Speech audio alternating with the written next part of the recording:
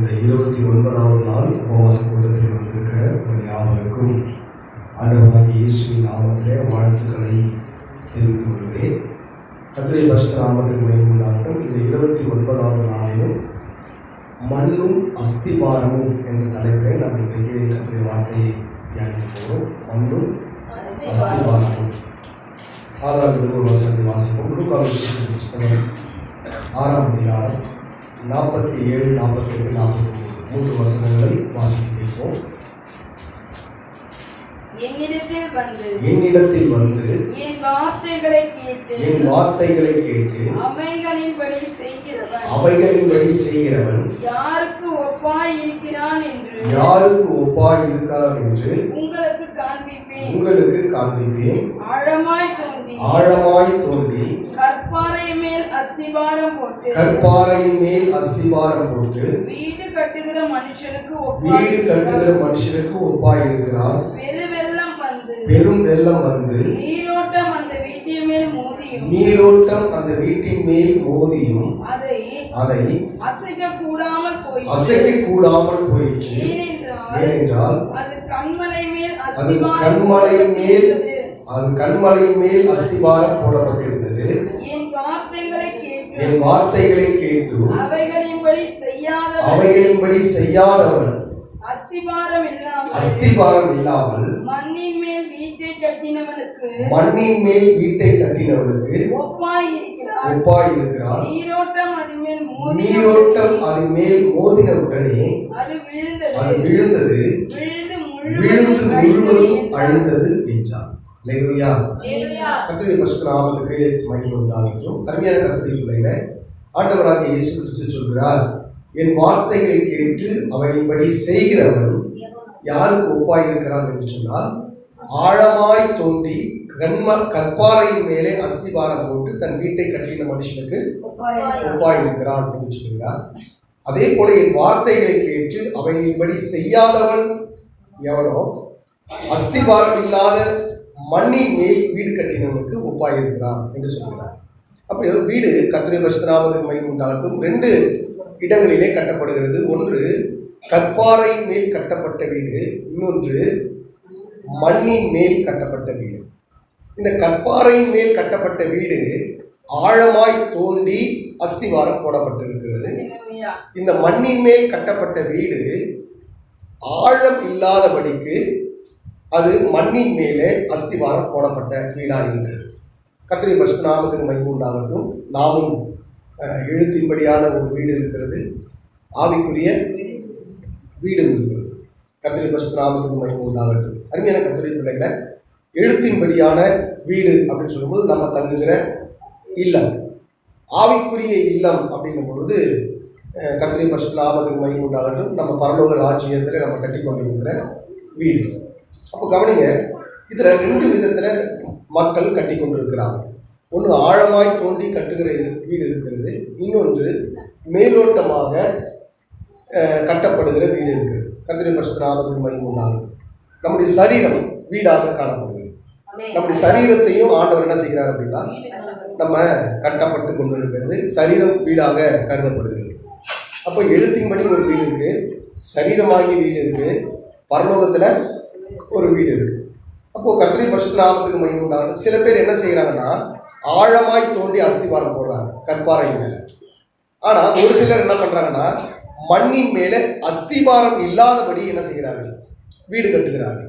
அப்போ கவனிங்க, கர்த்தருடைய பரிசுத்த நாமத்துக்கு மகிமை உண்டாகட்டும்.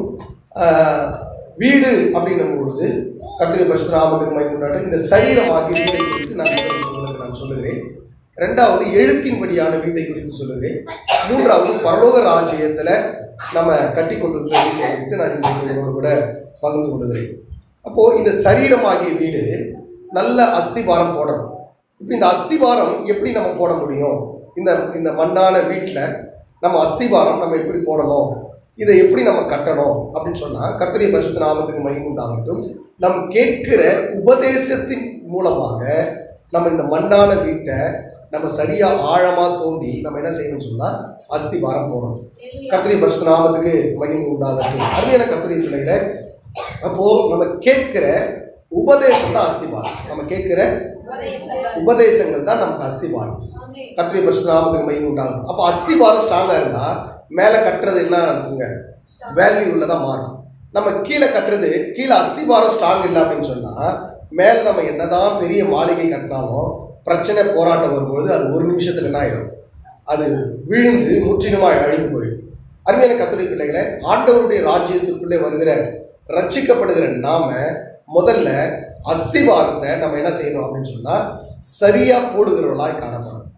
எபிரேயர் 6ஆம் அதிகாரம் 2-3 வசனங்களிலே வாசிக்கும் பொழுது, ஸ்தானங்களுக்கு அடுத்த உபதேசம், கைகளை வைக்குதல், மரித்தோரை உயிர்த்தெழுதல், நித்திய நியாய தீர்ப்பு என்பவைகள் ஆகிய அஸ்திபாரத்தை மறுபடியும் போடாமல் பூரணர் ஆகும்படி கடந்து போவோமாக. தேவனுக்கு சித்தமானால் இப்படியே செய்வோம் என்று சொல்லப்படுது. அப்ப கவனிங்க, இங்க அஸ்திபார உபதேசம் என்றால் என்ன அப்படிங்கும் பொழுது மூல உபதேசம். கர்த்தருடைய பரிசுத்த நாமத்துக்கு மகிமை உண்டாகட்டும். அப்போ கைகளை வைத்தல், மரித்தோரை உயிரோடு எழுத்தல், நித்திய நியாய தீர்ப்பு என்பவர்களாகிய அஸ்திபாரம். அப்ப நன்றாய் கவனிக்கணும், இங்கு சொல்லப்பட்டிருக்கிறது உபதேசத்துல கைகளை வைக்குதல். கைகளை ஆண்டவர் சொன்னாரு, யாருன்னா வியாதி மட்டும் என்ன பண்ணு, கை வச்சு ஜோம் பண்ணு, நான் சுகம் தரேன் அப்படின்னு. இது வந்து என்னென்ன அஸ்திவார உபதேசம், ஸ்டார்டிங். கர்த்தருடைய பரிசுத்த நாமத்துக்கு மகிமை உண்டாகும், அடிப்படை உபதேசம். அப்ப என்னென்ன சிலர் நம்ம இதையே நம்ம பார்த்துட்டு இருக்கோம், அஸ்திவாரத்திலே இருக்கிறோம், மேலே நம்ம என்ன பண்ண மாட்டோம், கட்ட மாட்டோம். கர்த்தருடைய பரிசுத்த நாமத்துக்கு மகிமை உண்டாகும். மரித்தோரை உயிர்த்தெழுதல், நித்திய நியாய தீர்ப்பு, இதெல்லாம் வந்து அஸ்திபாரம், ஆரம்ப உபதேசம். கர்த்தருடைய பரிசுத்த ஆனால் ஆண்டவர் சொல்றாரு, அஸ்திபார உபதேசத்தை மறுபடியும் போடாமல் பூரணர் ஆகும்படி நம்ம என்ன பண்ணணும், கடந்து போகணும். அருமையான கர்த்தருடைய பிள்ளைகளை, நம்ம அஸ்திவாரம் நல்ல ஸ்ட்ராங்கா இருக்கணும். அது மேல நம்ம என்ன செய்யணும், கட்டப்பட வேண்டும். எபேசியர் 2ஆம் அதிகாரம் 20வது வசனத்தில் நம்ம வாசிக்கும் பொழுது, எபேசியர் 2:20 கர்த்தருடைய பரிசுத்த அப்போஸ்தலர், தீர்க்கதரிசிகள் என்பவர்களுடைய அஸ்திபாரத்தின் மேல் கட்டப்பட்டவர்களுமாய் இருக்கிறீர்கள். இயேசு கிறிஸ்து தாமே மூளைக்கல்லாய் இருக்கிறார். ரொம்ப அருமையா சொல்லப்படுது. அப்போ கவனிங்க, ஆண்டவராக இயேசு கிறிஸ்து மூளைக்கல், அப்போஸ்தலர்கள் அஸ்திபாரங்கள், அதுக்கு மேல நாம கட்டி கொண்டிருக்கிறோம். அப்ப அருமையான கர்த்தருடைய பிள்ளைகள், இதுக்கு ஆரம்பம் யார் அப்படின்னா ஆண்டவராக இயேசு கிறிஸ்து தான் மூளைக்கல், அஸ்திபாரம் அப்போஸ்தலர்கள். அதுக்கு மேல நம்ம என்ன செய்யணும், கட்டி கொண்டிருக்கிறோம். 21ஆம் வசனம் 22ஆம் வசனம், அதன் மேல் மாளிகை முழுவதும் இசைவாய் இணைக்கப்பட்டு கர்த்தருக்குள் பரிசுத்த ஆலயமாக எழும்புகிறது. அவர் மேல் நீங்களும் ஆவியினாலே தேவனுடைய வாசஸ்தலமாக கூட்டி கட்டப்பட்டு வருகிறீர்கள். அப்ப கவனிங்க, நம்ம சரீரம் ஒரு மண். இந்த மண்ணுக்குள்ள நம்ம அஸ்திபாரம் யார் அப்படின்னு சொன்னா அப்போஸ்தலர்கள் தான் அஸ்திபாரம். மூளைக்கல் யாருன்னு சொன்னா ஆண்டவராக இயேசு கிறிஸ்து தான் மூளைக்கல். இதுக்கு மேல நீ என்ன செய்கிறாய் அப்படின்னா கட்டி கொண்டு இருக்கிறாய். இந்த அஸ்திபாரத்தின் மேல என்ன வச்சு கட்டுற? 1 கொரிந்தியர் 3ஆம் அதிகாரம் 11-12 வாசிக்கும் பொழுது, கர்த்தருடைய பரிசுத்த நாமத்துக்கு மகிமை உண்டாகட்டும், போடப்பட்டு இருக்கிற அஸ்திபாரமாகிய இயேசு கிறிஸ்துவை அல்லாமல் வேறே அஸ்திபாரத்தை போட ஒருவனாலும் கூடாது. ஒருவன் அந்த அஸ்திபாரத்தின் மேல் பொன், வெள்ளி, விலையேறப்பட்ட கல், மரம், புல், வைக்கோல் ஆகிய இவைகளை கட்டினால் அவனவனுடைய வேலைப்பாடு வெளியாகும். நாளானது இதை விளக்கப்படும். ஏனெனில் அது அக்கினியினாலே வெளிப்படுத்தப்படும். அவனவனுடைய வேலைப்பாடு எத்தன்மை உள்ளதென்று அக்கினியானது பரிசோதிக்கும். அதன் மேல் ஒருவன் கட்டினது நிலைத்தால் அவன் கூலியை பெறுவான். கட்டினது வெந்து போனால் அவன் நஷ்டமடைவான், அவனோ ரட்சிக்கப்படுவான். அல்லேலூயா. அருமையான கர்த்தர் ரொம்ப அருமையா சொல்லப்பட்டிருக்கு. மூளைக்கல் யாருன்னா ஆண்டவராக இயேசு கிறிஸ்து, அஸ்திபாரம் அப்போஸ்தலர்கள், அது மேல நாம் என்ன செய்கிறோம் அப்படின்னு சொன்னால் ஒவ்வொருத்தரும் ஒவ்வொரு மெட்டீரியல் வச்சு கட்டுறோம். சில பேர் பொன் வச்சு கட்டுறாங்க, சில பேர் வெள்ளி, சில பேர் விலையேற பெற்ற கல், மரம், புல், வைக்கோல். சரி, இந்த 6 மெட்டீரியல்ல எது ஃபர்ஸ்ட்? இப்போ அக்னியில போட்டோம்னா ஃபர்ஸ்ட் போடுறது எது போயிடும்? ஃபுல்லா வைக்கோலா? வைக்கோல் காஞ்சி இருக்குது, அதனால என்ன ஆகிடும்? சீக்கிரம் போயிடும். அடுத்த ஸ்டேஜ் புல் போயிடும், அடுத்த ஸ்டேஜ் மரம் போயிடும், அடுத்த ஸ்டேஜ் வெள்ளி, அடுத்த ஸ்டேஜ் பொன், அடுத்த ஸ்டேஜ் விலையேற பெற்ற கல் நிற்கும். அல்லேலூயா. சோதனையில் எதுதான் நிற்கும்? விலையேற பெற்ற கல்கர் நிற்கும். அப்போ ஒவ்வொருத்தரும் இந்த பாடி ஸ்ட்ரக்சரை நம்ம உருவாக்கி கொண்டு இருக்கிறோம். நல்லா கவனிக்கணும். இந்த மண்ணை ஆண்டவர் நம்மளை உருவாக்கிட்டு இருக்கிறார். எதுக்கு தகுதிப்படுத்துறாரு அப்படின்னா, பரலோக ராஜ்யத்திற்கு நம்மளை என்ன பண்ணாங்க? தகுதிப்படுத்து. இந்த வீட்டை கட்டிட்டு இருக்கிறோம். நம்ம எந்த வீட்டை கட்டிருக்கிறோம்? சரீரமாகிய வீட்டை நம்ம என்ன பண்றோம்? கட்டி கொண்டு இருக்கிறோம். அப்போ இதுல ஒவ்வொருத்தருடைய வேலைப்பாடு எப்போ விளங்க செய்யும் சொன்னா, நாளானது விளங்க செய்யும். எது விளங்க செய்யும்? அப்போ முடிவு பரியந்தம் நிலை நிற்பவனே ரட்சிக்கப்படும். இப்போ நான் ரட்சிக்கப்பட்ட 10 வருஷம் ஆயிடுச்சு, இது ஃபினிஷ் ஆனா இல்லை, முடிவு மட்டும். அல்லேலூயா. இயேசுவின் வருகை மட்டும் அல்லது நம்முடைய மரணம் மட்டும் வார்த்தையில நம்ம நிற்கணும். அப்போ கவனிங்க, கர்த்தருடைய பரிசுத்த நாமத்துக்கு மகிமை உண்டாகட்டும். இந்த உலகத்தில் இருக்கிற எல்லா மனிதனுக்கும் 3 பிரச்சனை இருக்கும். அல்லேலூயா. இந்த வீட்டுக்கு 3 பிரச்சனை இருந்தது. என்னென்ன பிரச்சனை? ஒன்று, மேலே இருந்து வர்ற பிரச்சனை, பெரும் மழை. 2வது பிரச்சனை என்ன? பெரும் காற்று. 3வது பெரும் வெள்ளம். இந்த 3 பிரச்சனை. ஒன்று மேலே இருந்து, ஒன்று சைடில் இருந்து, இன்னொன்று கீழே. அப்போ மேலே, சைடில், கீழே மொத்தமே நம்மளை அசைக்குது. அல்லேலூயா. அது ஆண்டவருடைய பிள்ளைகளாக இருந்தாலும் சரி, உலக ஜனங்களாக இருந்தாலும் சரி, எல்லாருக்கும் இந்த பிரச்சனை. அப்போ யார் நிற்க முடியும் அப்படின்னா, யார் இயேசுவின் மேலே அஸ்திபாரம் போட்டிருக்கிறாங்களோ. நல்லா கவனிக்கணும். யார் கற்பாறையின் மேலே கட்டப்பட்டிருக்கிறதோ. கற்பாறை அப்படின்னு சொல்லும்போது அதுக்கு இன்னொரு விளக்கம் யாருங்க? இயேசு தான் பாறை, அவர் தான் மலை. அல்லேலூயா. அப்போ யாரெல்லாம் இயேசுவின் மேலே தன்னுடைய அஸ்திபாரத்தை போட்டிருக்கிறாங்களோ, அவங்க எந்த பிரச்சனை வந்தாலும் அது கீழே விழவே விழாது. ஒருவேளை மண்ணு மேல அஸ்திபாரம் போடாம மேலோட்டமா கட்டியிருப்பார்களானால், அது எப்பேற்பட்ட மாளிகையா இருந்தாலும் அது என்ன ஆனாலும் கீழே விழுந்துடும். அருமையான கர்த்தருடைய பிள்ளைகளே, அப்போ இந்த சரீரம் ஆகிய வீட்டை ஆண்டவர் கட்டி கொண்டிருக்கிறார். அல்லேலூயா. கர்த்தருடைய பரிசுத்த நாமம். அப்போ உபதேசத்துல வார்த்தையில நம்ம நிற்கணும். இப்ப நல்லா பார்த்தீங்க சொன்னா, இந்த வார்த்தையை கேட்டு அதன்படி செய்கிறவன் தான் எங்க கட்டப்பட்டான்? கற்பாறை மேல கட்டப்பட்டவன். இந்த வார்த்தையை கேட்டு செய்யாதவன் எவனோ அவன் மணல் மேல கட்டப்பட்டான். அப்ப கவனிங்க, இது யாருக்குன்னா வெளியில் இருக்கிற ஜனங்களுக்கு அல்ல, உள்ள இருக்கிற ஜனங்கள். சில பேர் கேட்குறாங்க, அதை கை கொள்றாங்க. சில பேர் கேட்குறாங்க, அதை என்ன பண்றதில்ல, கை கொள்றது. அப்போ கை கொள்ளாதவங்க மணல் மேல கட்டப்பட்டவங்க, கை கொள்றவங்க கற்பாறை மேல கட்டப்பட்டவங்க. அப்போ கற்பாறை மேல கட்டப்பட்டவங்க கை கொள்றவங்க என்ன பிரச்சனை வந்தாலும் அந்த பிரச்சனையை என்ன பண்ண மாட்டாங்க, பெருசா நினைக்கவே மாட்டாங்க. விசுவாசத்தில் ஓடிட்டே இருப்பாங்க. பிரச்சனை வந்ததுன்னா போப்போம், என்ன செஞ்சுட்டேன் அப்படின்னு என்ன பண்ணுவாங்க, அவங்களே புலம்புவாங்க. சில பேர் வெளியில சொல்ல மாட்டாங்க, சில பேர் உள்ளுக்குள்ள என்ன பண்ணுவாங்க, புலம்புவாங்க. ஆண்டவர் நம்முடைய நினைவுகளை கூட அவர் அறிகிறார். இல்லையா? பாருங்க, நீங்க வெளியில சொன்னாலும் சரி, புலம்புனாலும் சரி, ஆண்டவர் அதெல்லாம் பார்த்துட்டே இருக்கிறார். அப்ப நம்ம எந்த காரியம் வந்தாலும் நம்ம புலம்பல் என்ன பண்ணக்கூடாதுங்க, இருக்கவே கூடாது. கர்த்தருடைய பரிசுத்த நாமத்துக்கு மகிமை உண்டாகட்டும். அருமையான கர்த்தருடைய பிள்ளைகளே, 2வது எழுத்தின்படி வீடு. 2வது எழுத்தின்படி. இப்ப நம்ம கட்டுற பில்டிங்ஸ், கர்த்தருடைய பரிசுத்த நாமத்துக்கு மகிமை உண்டாகட்டும். ஆண்டவர் இந்த மண்ணுக்கும் இந்த பூமிக்கும் ஒரு அஸ்திபாரத்தை ஆண்டவர் போட்டுக்கிறார். அதே போல நாமும் வீடு கட்டும் பொழுது நல்ல அஸ்திபாரத்தை போட்டு என்ன பண்ணணும், வீடு கட்டணும். கர்த்தருடைய பரிசுத்த நாமத்துக்கு மகிமை உண்டாகட்டும். எபிரேயர் 1ஆம் அதிகாரம் 10வது வசனத்துல நம்ம வாசிப்போம். எபிரேயர் 1:10, கர்த்தாவே நீர் ஆதியிலே பூமியை அஸ்திபாரப்படுத்தினீர், வானங்கள் உம்முடைய கரத்தின் கிரியைகளாய் இருக்கிறது. அப்ப கவனிங்க, ஆண்டவர் ஆதியிலே பூமி என்ன பண்ணாரு? அஸ்திபாரப்படுத்தினார். அப்ப ஆண்டவர் பூமியை மண்ணை அஸ்திபாரப்படுத்தும் பொழுது நாமும் என்ன செய்யணும் சொன்னா, வீடு கட்டும் பொழுது அஸ்திபாரம் கட்டாயம் என்ன பண்ணோம்? ஸ்ட்ராங்கா போடணும்.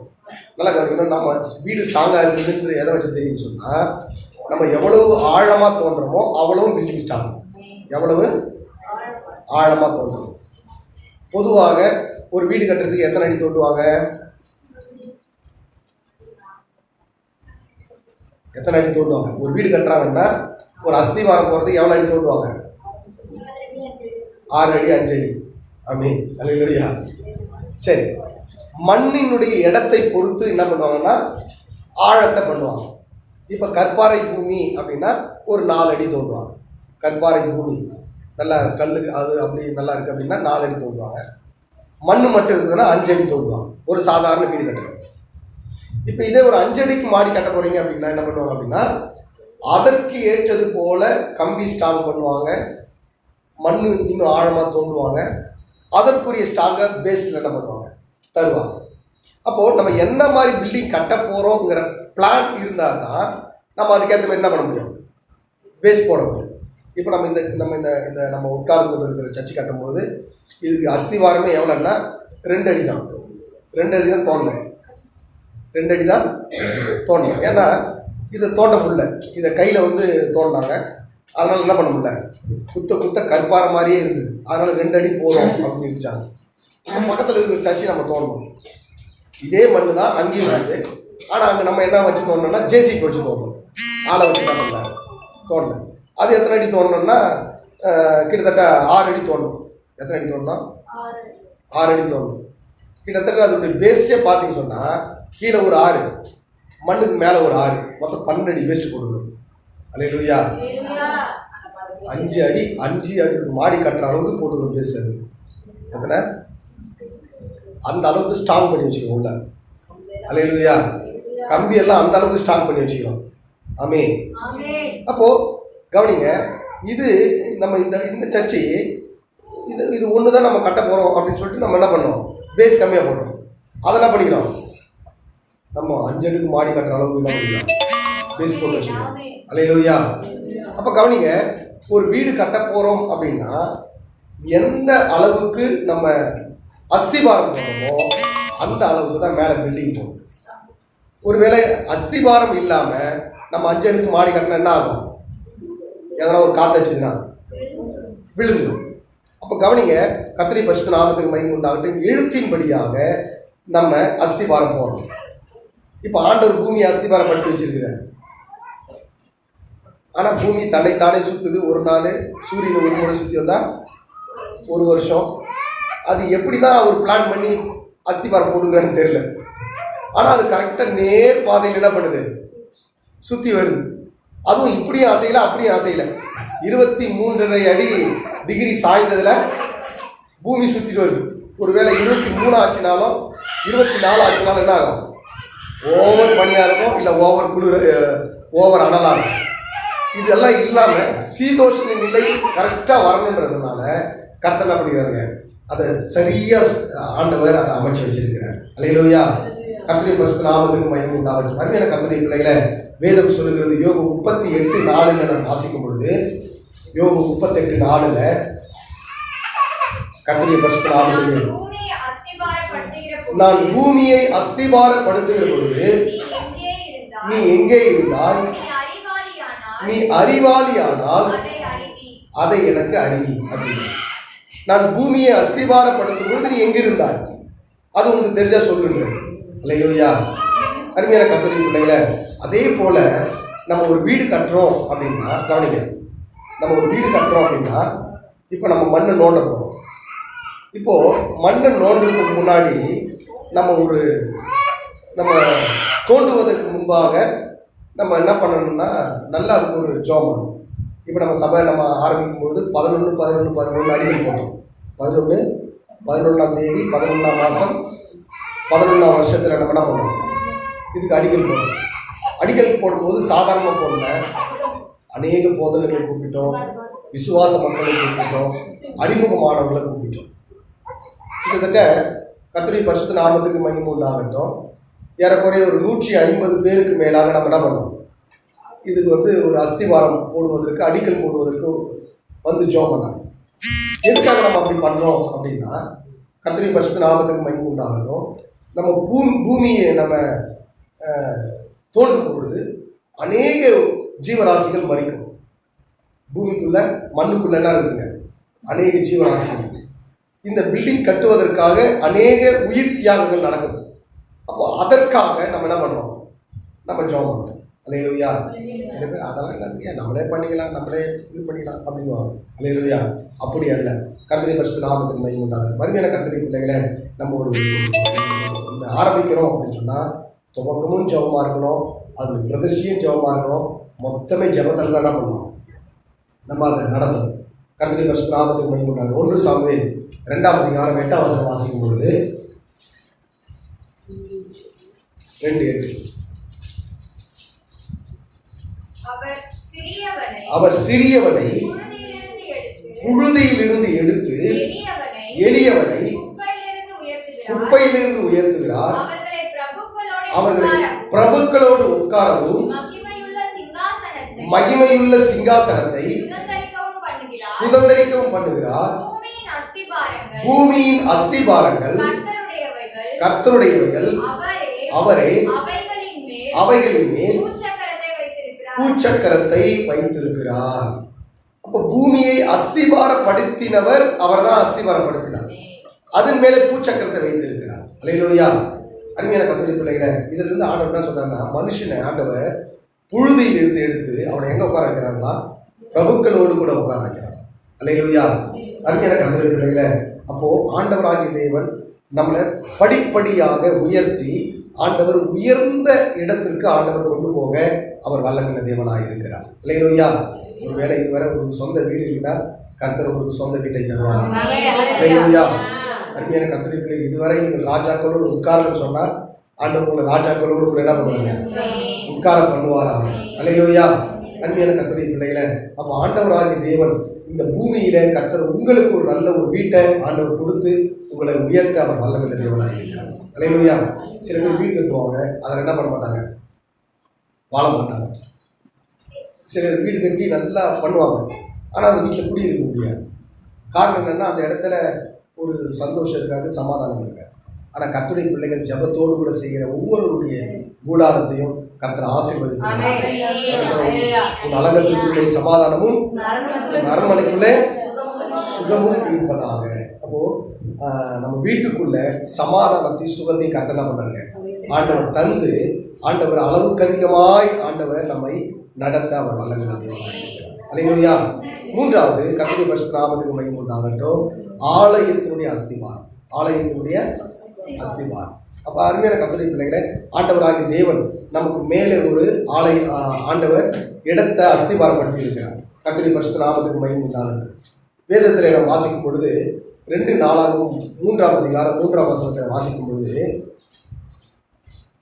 2 நாளாகவும் 3:3 தேவனுடைய ஆலயத்தை கட்டுகிறதற்கு சாலமோன் போட்ட அஸ்திபாரமானது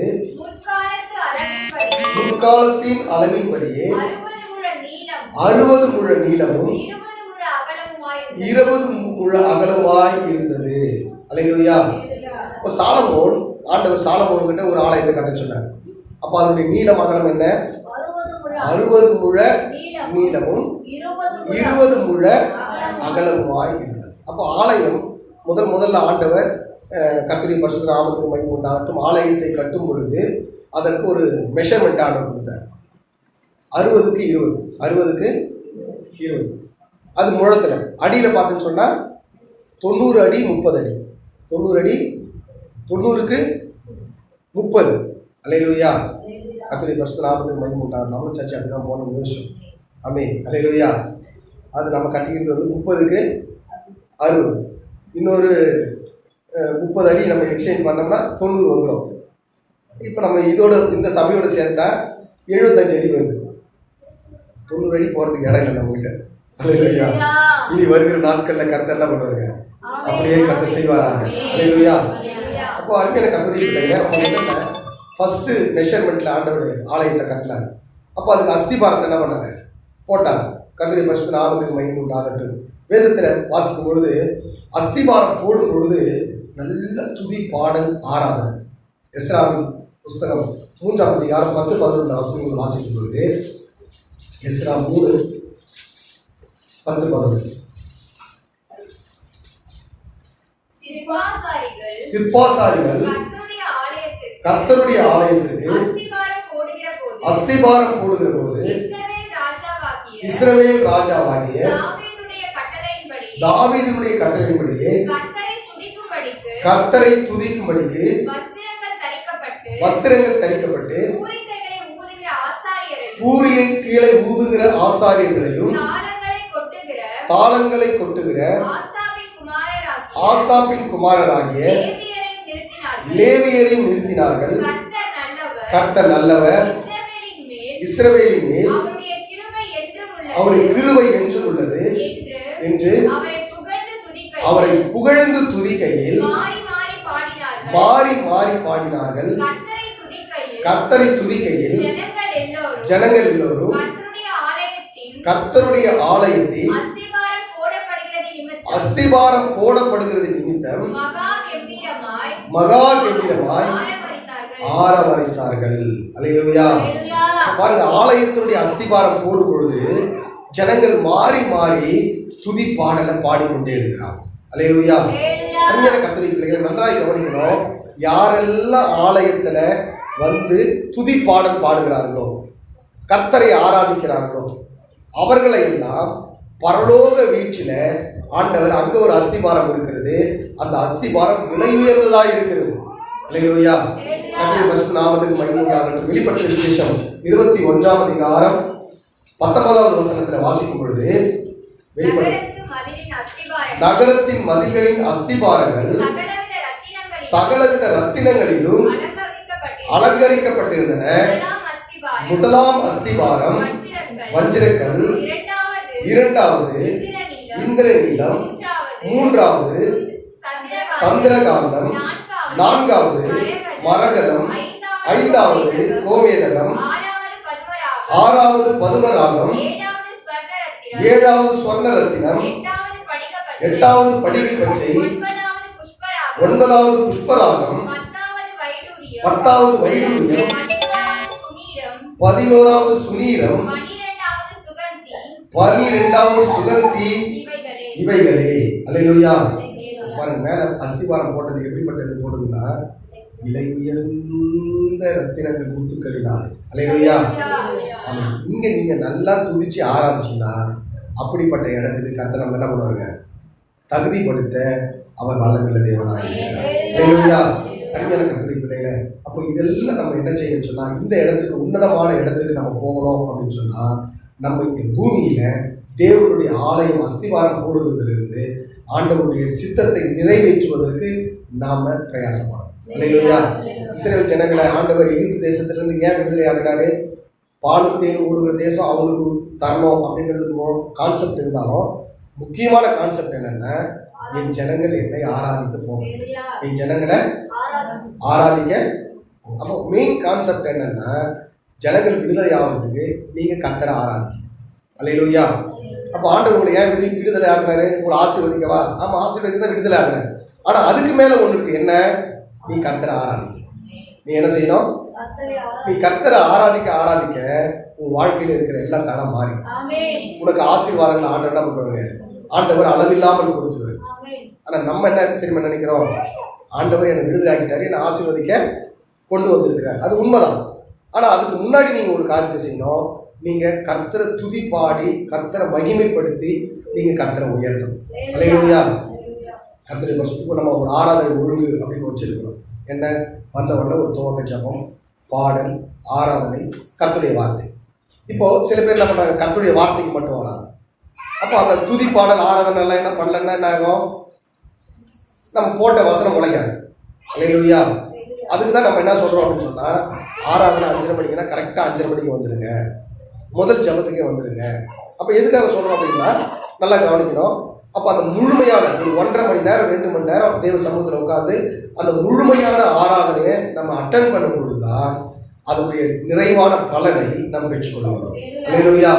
சரி, கர்த்தரின் பரிசுத்த நாமத்துக்கு மகிமை உண்டாகட்டும். அப்போ வார்த்தையின்படி செய்கிறவன் தான் சரியா அஸ்திவாரம் போட்டிருக்கிறான்னு அர்த்தம். அல்லேலூயா. வார்த்தையின்படி செய்கிறவன்.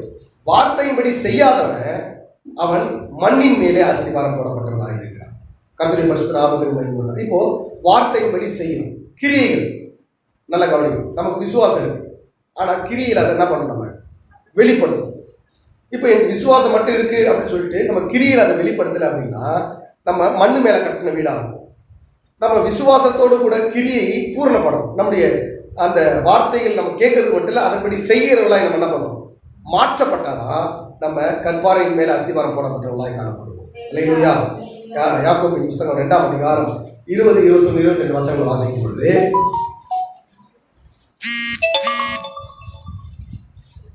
யாக்கோபு 2:20 வாசிக்கிறேன். கிரியைகள் இல்லாத விசுவாசம் செத்ததென்று நீ அறிய வேண்டுமோ, நம்முடைய பிதாவாகிய ஆபிரகாம்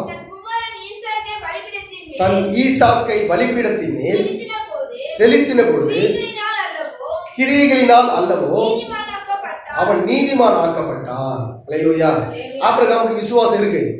எப்படி அதை பூர்ணப்படுத்துறான்னா கிரியையினால பூர்ணப்படுத்துறான். ஆண்டவர் சொல்றாரு, உன்னுடைய மகனை ஈசாக்கு என்ன பண்ணு, மோரியா தேசத்துல நான் குறிக்கும் மலையில எடுத்துட்டு வந்து என்ன பண்ணு, பலியிடு அப்படின்றான். ஆண்டவர் சொல்றாரு, அது கேட்டது போல இவன் 3 நாள் பிரயாணம் பண்ணி என்ன பண்றாங்க, அந்த மலைக்கு போய் சென்று அடைகிறான். அல்லேலூயா. அவங்க ஆபிரகாம் தன்னுடைய ஈசாக்க 3 நாள் பிரயாணமா கூப்பிட்டு போறார். பிதாவாகிய தேவன் ஆண்டவராகிய இயேசு கிறிஸ்துவை 3 நாள் மரித்து என்ன செஞ்சாங்க, அவர் அடக்கம் பண்ணப்பட்டவராய் காணப்பட்டார். ஆபிரகாம் எப்படியாக மோரியா தேசத்துல அவர் குறித்த மலையில ஈசாக்கு தகன பலியாக பலியிட போனாரோ, அதே போல பிதாவாகிய தேவன் குமாரனாகிய இயேசுவை கல்வாரி சிலுவையில அவர் பலியாக செலுத்தினார். அல்லேலூயா. அருமையான கர்த்தருடைய பிள்ளைகளே, உனக்காகவும் எனக்காகவும் ஆண்டவராகிய இயேசு கிறிஸ்து பலியாய் மாறினார். அப்போ நம்ம அவரை ஃபாலோ பண்ண நம்ம வெறும் விசுவாசம் மாத்திரமல்ல, அந்த கிரியையில நம்ம என்ன செய்யணும், காண்பிக்கிறவர்களாய் காணப்பட வேண்டியது அவசியமாக இருக்கு. கொலோசியர் 3ஆம் அதிகாரம் 17ஆவது வசனத்தில் வாசிக்கும் பொழுது, கொலோசியர் 3:17 வார்த்தையினாலாவது கிரியையினாலாவது நீங்கள் எதை செய்தாலும் அதையெல்லாம் கர்த்தராகிய இயேசுவின் நாமத்தினாலே செய்து அவர் முன்னிலையாக பிதாவாகிய தேவனை ஸ்தோத்திரியுங்கள். நீங்கள் எதை செய்தாலும், வார்த்தையா இருந்தாலும் சரி, கிரியா இருந்தாலும் சரி, அதை யாருக்கு செய்யுங்க, அவருடைய நாமம் மகிமைப்படுவதற்கு என்ன பண்ணுங்க, செய்யுங்க. இப்போ நம்ம ஒரு வீடு கட்டுறோம், கர்த்தனுக்கு ஈவா கொடுத்தா சொல்லுவோம், கர்த்தனுக்கு ஈவா கிஃப்டா கொடுத்தாரு, நான் கட்டின வீடு அப்படின்னா முடிஞ்சு போச்சுக்காரு. அல்லேலூயா. நான் கட்டின வீடு. சில பேர் சாட்சி சொல்லும் போது பார்த்துருக்கிறேன், நான் அப்போ நான் அந்த சாட்சினா இல்லை, அந்த சாட்சி வேஸ்ட். அல்லேலூயா. சில பேர் ஜாப் பண்ண போது பார்த்துக்கிறேன், இந்த சபையை ஆசீர்வதி. அப்போ நீ என்ன இருக்கிற, அல்லேலூயா, இந்த சபையை ஆசீர்வதி, இந்த சபையா. அப்போ இந்த சபையில நீ வெளியிடுற அர்த்தம். சபையை விட்டு என்ன பண்ற, வெளியிடுங்க, எங்க சபையை ஆசீர்வதிங்க. அல்லேலூயா. அப்போ வார்த்தையை பயன்படுத்துறதுல நம்ம சரியா கவனமா பயன்படுத்தணும். கர்த்தருடைய பரிசுத்த நாமத்துக்கு மகிமை உண்டாகட்டும். அருமையான கர்த்தருக்கு நான் வார்த்தை ஆனாலும் சரி, கிரியை ஆனாலும் சரி, எதை செஞ்சாலும் அவருடைய நாமம் மகிமைப்படுவதற்கு நம்ம உதவி செய்யணும். கடைசியாக ஒரு வசனத்தை வாசிக்க டைம் ஆயிடுச்சு. கொலோசியர் 1:10 வாசிப்போம். சகலவித நற்கிரியைகளுமாகிய கனிகளை தந்து தேவனை அறிகிற அறிவில் விருத்தி அடைந்து கர்த்தருக்கு பிரியம் உண்டாக அவருக்கு பார்த்தராய் நடந்து கொள்ளவும் சந்தோஷத்தோடு கூடிய எல்லா காரியத்தையும் செய்யுங்க. கவனிங்க, நீங்க பாத்திரராய் நடந்து கொள்ளணும். நீங்க எப்படி நடந்து கொள்ளணும், அப்ப நான் நல்ல அஸ்திவாரம் போட்டிருக்கிறேன்னு சொன்னா நல்ல கனி கொடுக்கணும், வார்த்தையில சரியா இருக்கணும், கிரியையில சரியா இருக்கணும். நம்ம ஆண்டவருக்கு எல்லா மகிமையும் அவருக்கு மட்டும்தான் நம்ம தான். அல்லேலூயா. நான் எனது அப்படின்னு சொல்லி மாறினாலுமே நம்ம அங்கே அஸ்திவாரம் சரியா இல்லைன்னு அர்த்தம். அல்லேலூயா. அருமையான கர்த்தருடைய பிள்ளைகளே, நீங்கள் கர்த்தருடைய பரிசுத்த நாமத்துக்கு மகிமையுண்டாக உங்களுடைய அஸ்திவாரத்தை நீங்கள் சரியா போடுங்க. நிச்சயமாய் கர்த்தர் உங்களோடு கூட இருந்து கர்த்தர் பெரிய காரியங்களை செய்வார். அல்லேலூயா. இந்த மண்ணில் நம்ம அஸ்திவாரம் போட்டாலும் அதை நல்லா ஆழமாக தோண்டி அதுக்குள்ள ஒரு பாறை இருக்கு. அந்த பாறையாக இயேசுவின் மேலே நம்ம கட்டுவோம் சொன்னால் நிச்சயமாய் அது என்ன பிரச்சனை வந்தாலும் அது அழியாது, விழுந்து போகாது, அது நிலை நிற்கிறதா காணும். கர்த்தருடைய பிள்ளைகளை உங்கள் வாழ்க்கையில நீங்க நிலையாய் நிற்கணும். இயேசுக்காக நீங்க வாழ கர்த்தர் வார்த்தைகளை சொல்லுவோம்.